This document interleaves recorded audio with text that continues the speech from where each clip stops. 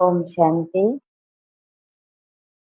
आज बाप दादा का महावाक्य है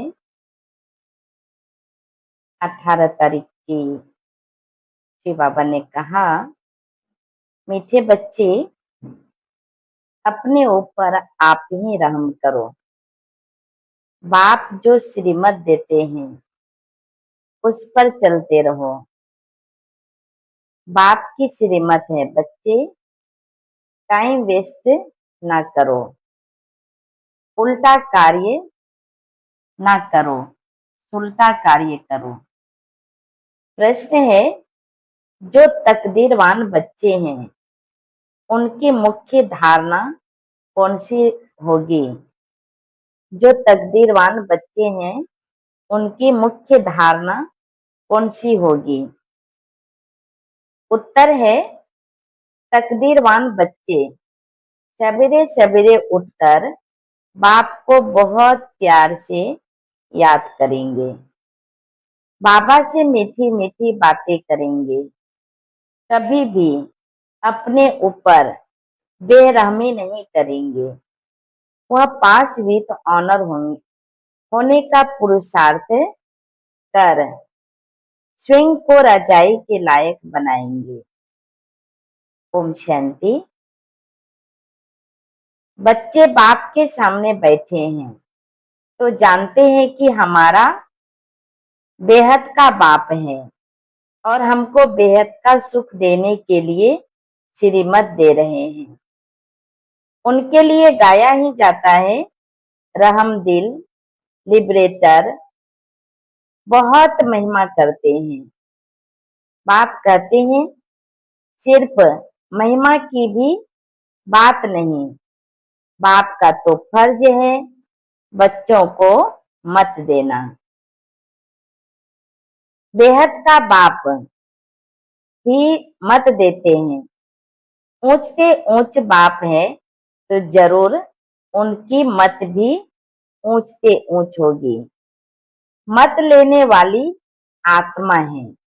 अच्छा वह बुरा काम आत्मा ही करती है। इस समय दुनिया को मिलती है रावण की मत, तुम बच्चों को मिलती है राम की मत। रावण की मत से बेरहम हो उल्टा काम करते हैं। बाप मत देते हैं, दुनिया उल्टा का अच्छा कार्य करो।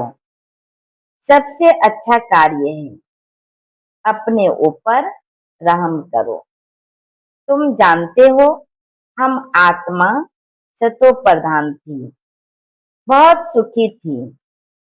फिर रावण की मत मिलने से तुम तमो प्रधान बन गए हो। अब फिर बाप मत देते हैं कि एक तो बाप की याद में रहो, अब अपने ऊपर रहम करो, यह मत देते हैं। बाप रहम नहीं करते, बाप तो श्रीमत देते हैं, ऐसे ऐसे करो, अपने ऊपर आप ही रहम करो। अपने को आत्मा समझ और अपने पतित पावन बाप को याद करो तो तुम पावन बन जाएंगे। बाप राय देते हैं, तुम पावन कैसे बनेंगे? बाप ही पतित को पावन बनाने वाला है। वह श्रीमत देते हैं, अगर उनकी मत पर नहीं चलते हैं तो अपने ऊपर बेरहम होते हैं। बाप श्रीमत देते हैं कि बच्चे टाइम वेस्ट मत करो, यह पाठ पक्का कर लो कि हम आत्मा हैं। शरीर निर्वाह अर्थ धंधा आदि भल करो, फिर भी टाइम निकाल युक्ति रचो। काम करते आत्मा की बुद्धि बाप तरफ होनी चाहिए। जैसे आशिक मासूक भी काम तो करते हैं ना, दोनों एक दो के ऊपर आशिक होते हैं। यहाँ ऐसे नहीं है। तुम भक्ति मार्ग में भी याद करते हो। कई कहते हैं कैसे याद करें? आत्मा का, परमात्मा का रूप क्या है जो याद करें? क्योंकि भक्ति मार्ग में तो गाया जाता है कि परमात्मा नाम रूप से न्यारा है, परंतु ऐसे नहीं है। कहते भी हैं त्रिकुटी के बीच में आत्मा स्टार मिसल है। फिर क्यों कहते हैं कि आत्मा क्या है? उनको देख नहीं सकते, वह तो है ये जानने की चीज। आत्मा को जाना जाता है, परमात्मा को भी जाना जाता है। वह अति सूक्ष्म चीज है, शरीर से कैसे निकल जाती पता भी नहीं पड़ता। आत्मा है आत्मा है, साक्षात्कार होता है। आत्मा की दीदार हुआ तो क्या, वह तो स्टार मिसल सूक्ष्म है। अपने को आत्मा समझ बाप को याद करो।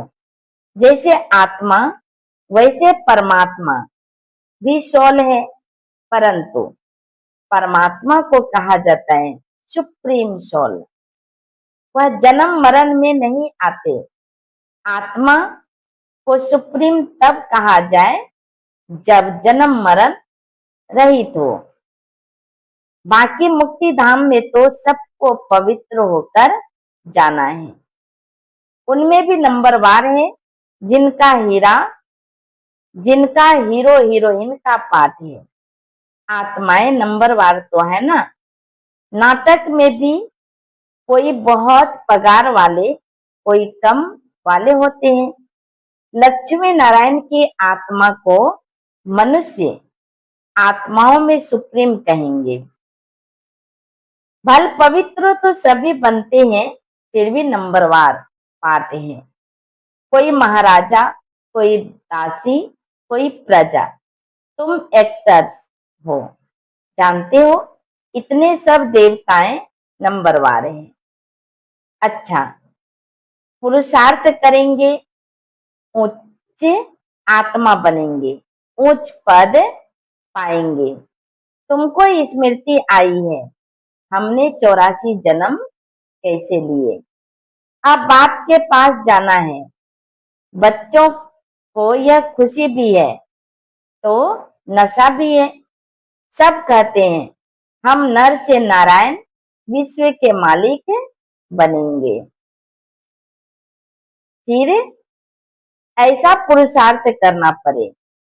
पुरुषार्थ अनुसार नंबरवार पद पाते हैं। सबको नंबरवार पाठ मिला हुआ है। यह ड्रामा बना बनाया है। अभी बाप तुमको श्रेष्ठ मत देते हैं। कैसे भी करके बाप को याद करो तो भी कर्म विनाश हो। तो तुम तमो प्रधान से सतो प्रधान बन जाओ। पापों का बोझा तो सिर पर बहुत है, उनको कैसे भी करके यहाँ खलास करना है, तब आत्मा पवित्र बनेगी। तमो प्रधान भी तुम आत्मा बनी हो तो सतो प्रधान भी आत्मा को बनना है। इस समय जास्ती इंसॉल्वेंट भारत है। यह खेल भी भारत पर है। बाकी वह तो सिर्फ धर्म स्थापन करने आते हैं। पुनर्जन्म लेते लेते पिछाड़ी में सब तमो प्रधान बनते हैं। स्वर्ग के मालिक तुम बनते हो। जानते हो भारत बहुत ऊंच देश था, अभी कितना गरीब है। गरीब को ही सब मदद देते हैं।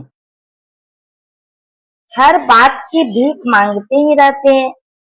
आगे तो बहुत अनाज यहाँ से जाता था, अभी गरीब बने हैं तो फिर रिटर्न सर्विस हो रही है। जो ले गए हैं वह उधार मिल रहा है। श्री कृष्ण और क्रिश्चियन राशि एक ही है। क्रिश्चियन ने ही भारत को हक किया है।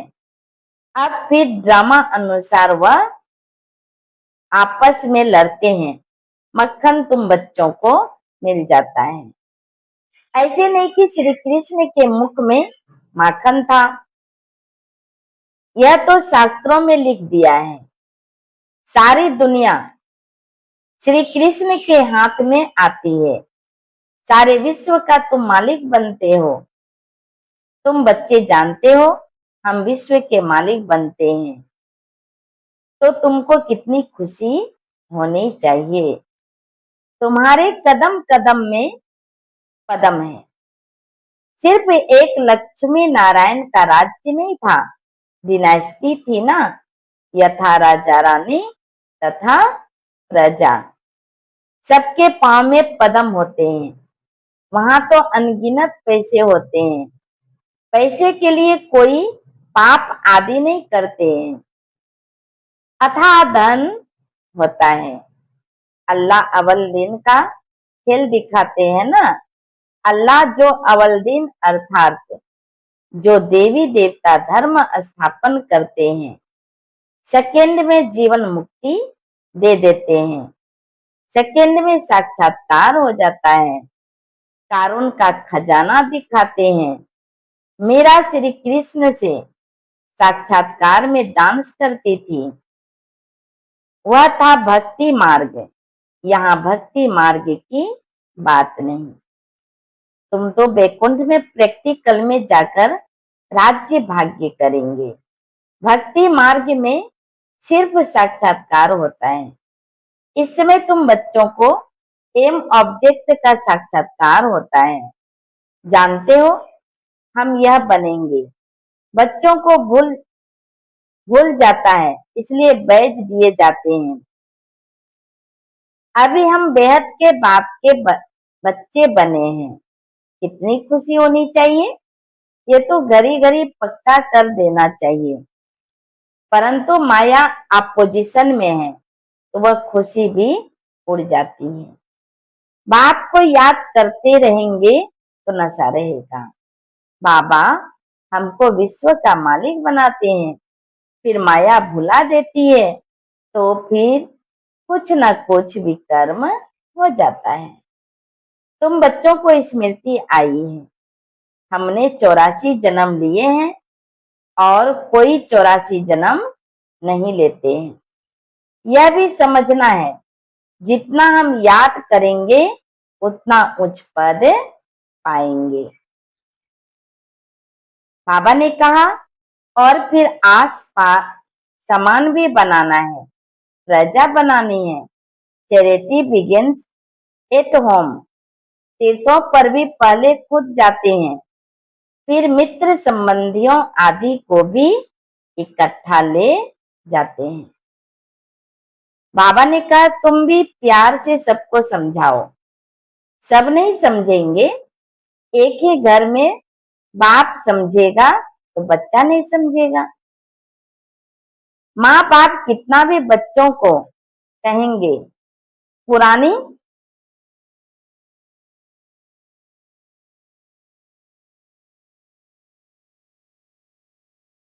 बाबा ने कहा बच्चा गुरु एक ही है, सच्चा गुरु एक ही है। मनुष्य कभी किसकी सदगति नहीं करते। सदगति दाता है ही एक, उनको ही सदगुरु कहा जाता है। भारत को सचखंड भी वह बनाते हैं। रावण झूठ खंड बना देते हैं। बाप के लिए भी झूठ, देवताओं के लिए भी झूठ कह देते हैं।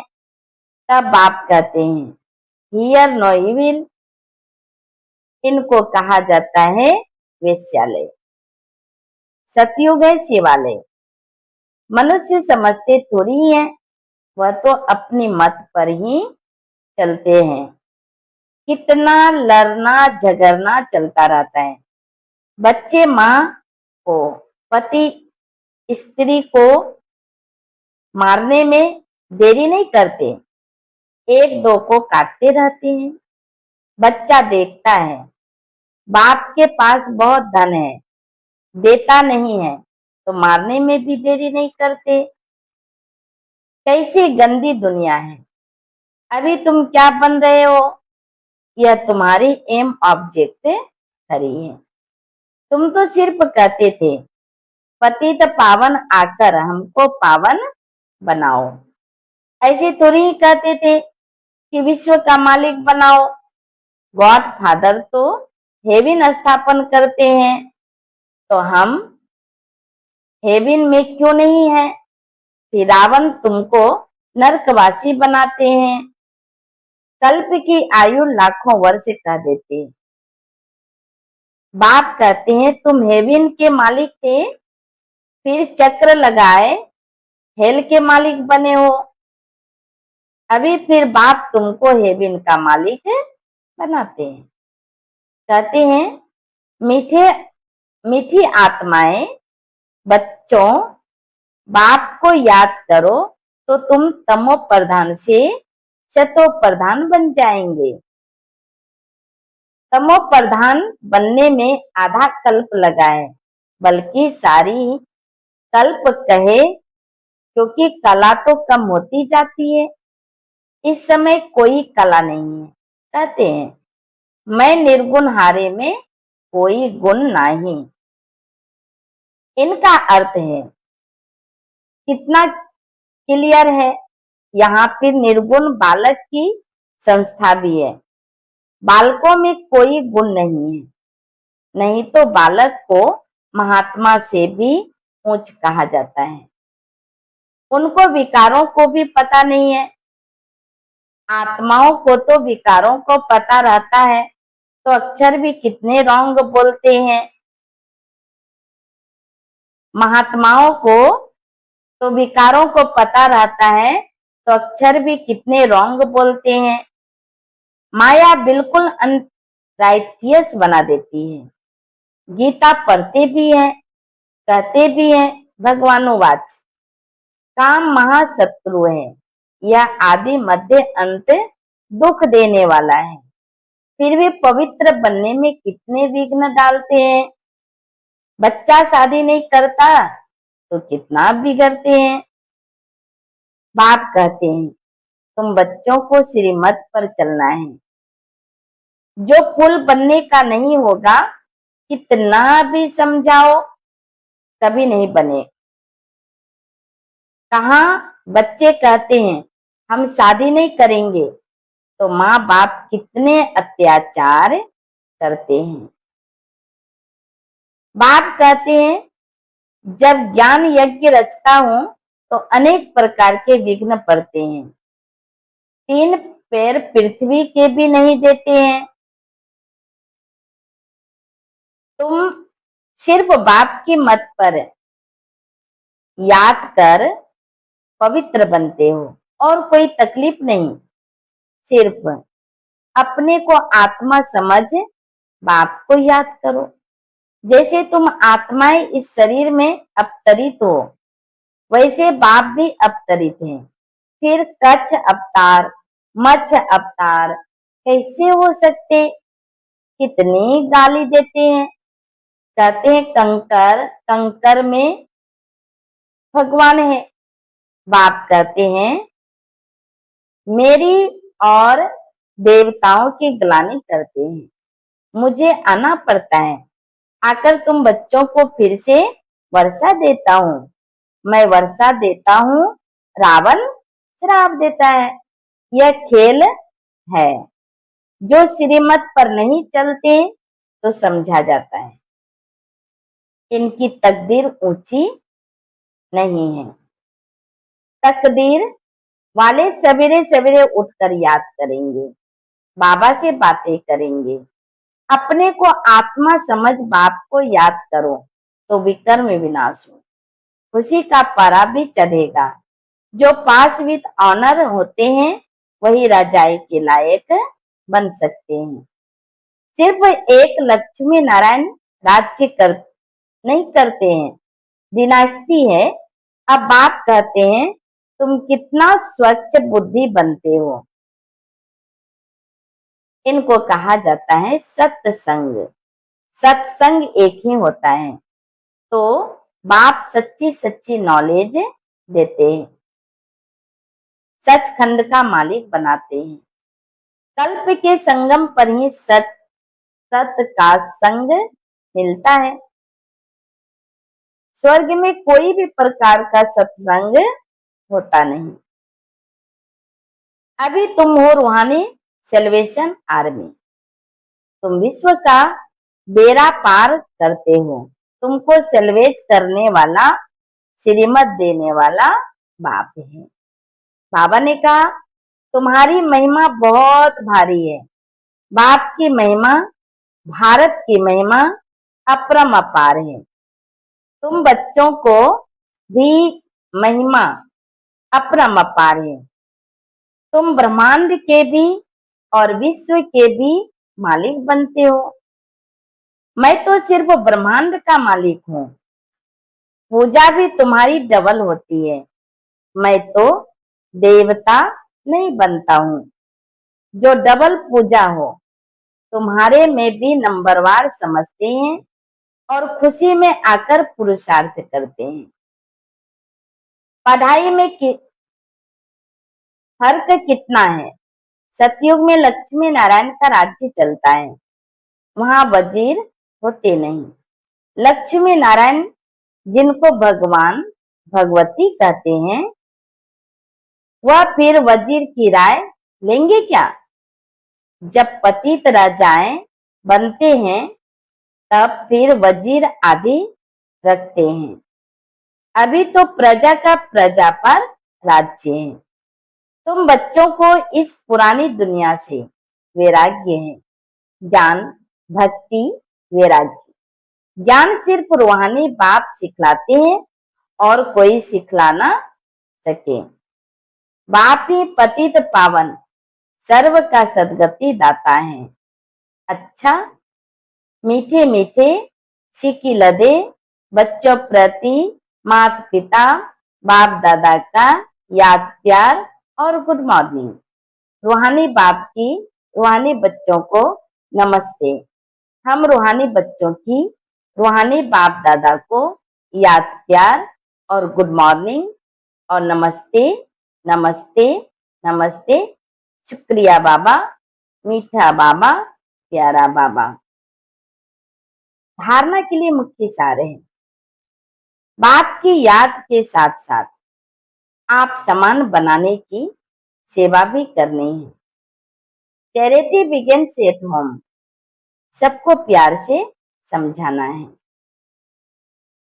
इस पुरानी दुनिया से बेहद का वैरागी बनना है।